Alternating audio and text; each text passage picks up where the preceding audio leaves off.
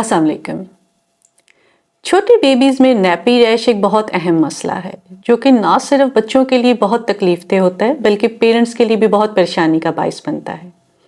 آج ہم بات کریں گے کہ نیپی ریش کیا ہے اور یہ کیوں ہوتا ہے، اس کی کیا علامات ہیں، کون سے ایسے کام ہیں جو آپ کر سکتے ہیں تاکہ آپ کے بچے کو نیپی ریش نہ ہو، کون سے کام آپ نے بالکل نہیں کرنے، اور اگر آپ کے بچے کو نیپی ریش ہو جائے تو آپ کیا علاج کر سکتے ہیں۔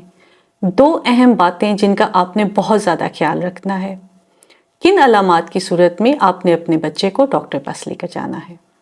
نیپی ریش یا ڈائپر ریش کیا ہے؟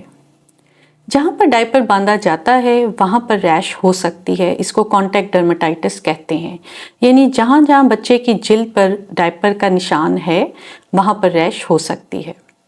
اس کے علاوہ کسی کیمیکل سے، کسی سینٹ سے، کسی ڈائپر کے مٹیریل سے بھی ریش ہو سکتی ہے۔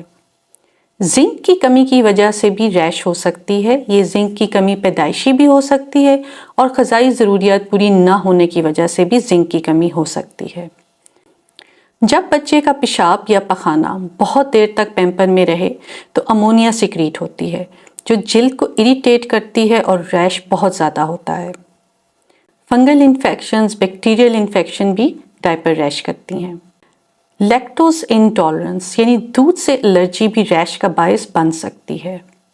اگر آپ کا بیبی کسی وجہ سے اینٹی بائیوٹکس لے رہا ہو یا دودھ پلانے والی ماں کسی وجہ سے اینٹی بائیوٹک لے رہی ہو تو بھی بچے میں ریش ہو سکتا ہے۔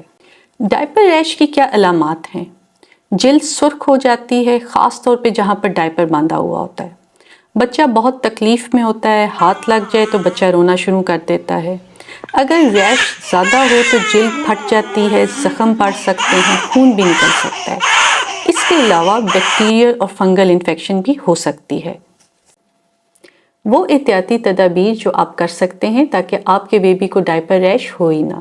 بچے کے ڈائپر پر نظر رکھیں۔ اگر نیو بورن ہے، نوزائیدہ بچہ ہے تو 2 سے 3 گھنٹے بعد نیپی لازمی بدلیں، لیکن اگر موشن یعنی پخانہ کیا ہے تو فوراً بدل دیں۔ اگر پخانہ کیا ہے تو نیم گرم پانی سے صاف کریں اور ہلکے ہاتھوں سے خشک کریں۔ یاد رکھیں رگڑنا نہیں ہے، ہوا لگنے دیں، ایئر ڈرائی ہونے دیں۔ بچے کا پخانہ صاف کرتے ہوئے دھیان رکھیں کہ ہمیشہ فرنٹ ٹو بیک صفائی کریں تاکہ کوئی بھی گندگی بچے کے یورین والی جگہ پر نہ لگے۔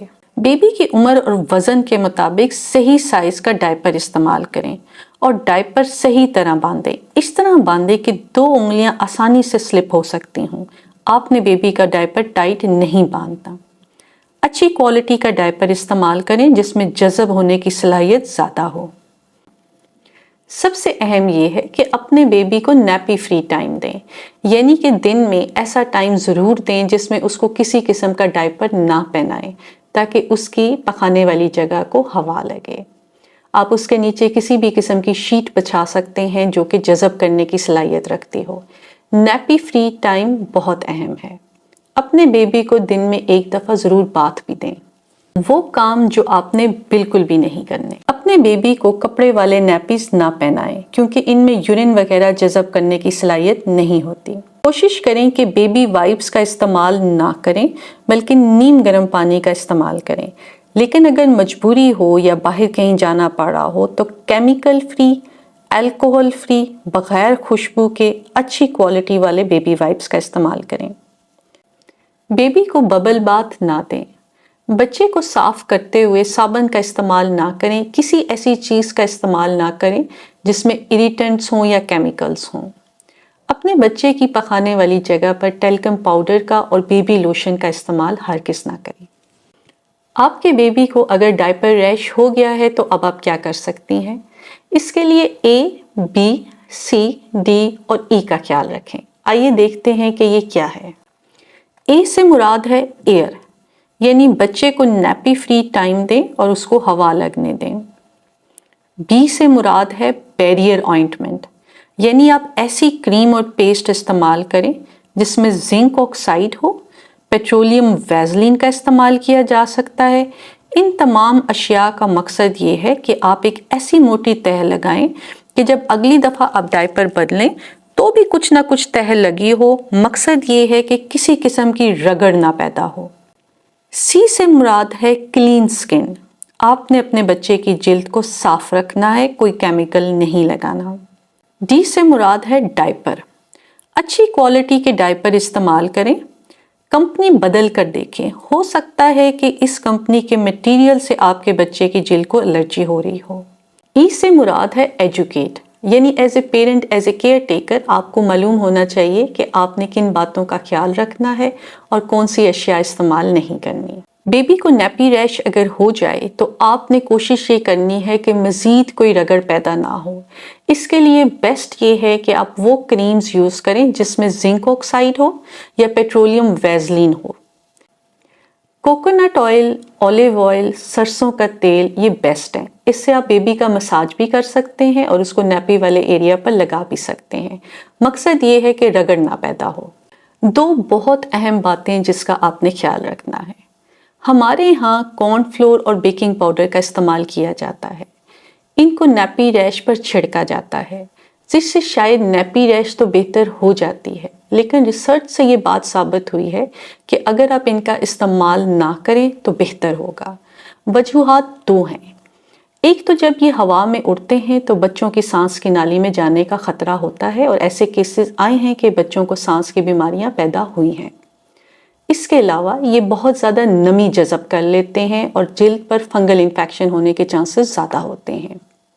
دوسری اہم بات یہ ہے کہ آپ نے ڈاکٹر کے مشورے کے بغیر کوئی بھی میڈیکیٹڈ کریم جس میں اسٹیرائڈ ہو یا جس میں اینٹی فنگل ہو بالکل بھی استعمال نہیں کرنی۔